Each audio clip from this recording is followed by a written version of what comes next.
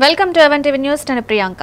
Details చూస్తే కొడంగల్ పంచాయతీ ఎన్నికల్లో ఉడిమేశ్వరం సర్పంచ్ అభ్యర్థి మున్నూరు శివారెడ్డి ప్రచారం స్థానికంగా వైరల్ అయింది. 100 రూపాయల బాండ్ పేపర్ పైన 12 హామీలతో మేనిఫెస్టో విడుదల చేశారు. ఎన్నికల్లో విజయం సాధిస్తే ఆడపిల్ల పుడితే 2500 రూపాయలు, ఆడపిల్ల పెళ్లికి 5051 రూపాయల కానుక, వాటర్ ప్లాంట్, గ్రంథాలయం, సీసీ కెమెరాల ఏర్పాటు వంటి హామీలు ఇచ్చారు. ఈ ప్రత్యేక ప్రచారం స్థానికంగా ప్రజలను ఆకర్షిస్తూ చర్చనీయాంశంగా మారింది.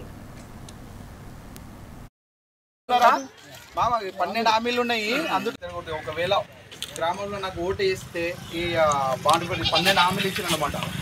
Filter plant, study circle, CC కెమెరాలు, రోడ్లు, ఇవన్నీ గ్రంథాలయం, అంత్యక్రియ పైసలు కానీ మన పెళ్లి కానుక గెలిపిస్తే ఫిల్టర్ ప్లాంట్, వాటర్ ప్లాంట్ ఇవన్నీ వస్తాయి. సీసీ కెమెరాలు, గ్రంథాలయము, ఆడపిల్ల కొడితే 2500 విత్ బాండ్ పేపర్ తోటి వచ్చిన అనమాట. ఒకవేళ నేను పని చేయకపోతే గెలిపించిన తర్వాత ఈ బాండ్ పేపర్ ఎలాంటి యాక్షన్ అనేది తీసుకోవచ్చు అనమాట. మాది కొడంగల్ నియోజకవర్గం, కొడంగల్ మండలంలో ఉడిమేశ్వరం గ్రామం. మా ఊరి గ్రామము ఇప్పటివరకు అభివృద్ధి చెందలేదు.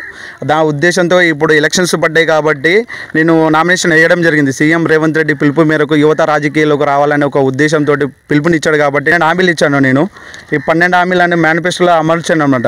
అందులో ఏమేంటి అంటే వాటర్ ప్లాంట్ ఒకటి, గ్రంథాలయం భవనం ఒకటి, సీసీ కెమెరాలు ఒకటి, ఆడపిల్ల పెళ్ళి అయితే మన ఇంటి ఆడపడుచులాగా 5500 రూపాయలు గ్రామ పంచాయతీ నుంచి ఇద్దామని, ఒక ఆడపిల్ల ఇంట్లో ఆడపిల్ల పుడితే మనకు ఊరికి సంబరం అన్నట్టు 2500 రూపాయలు గ్రామ పంచాయతీ నుంచి ఇస్తున్నాం అన్నమాట. హెల్త్ క్యాంపులు 3 నెలలకు ఒకసారి హెల్త్ క్యాంపులు పెడుతున్నాం అన్నమాట.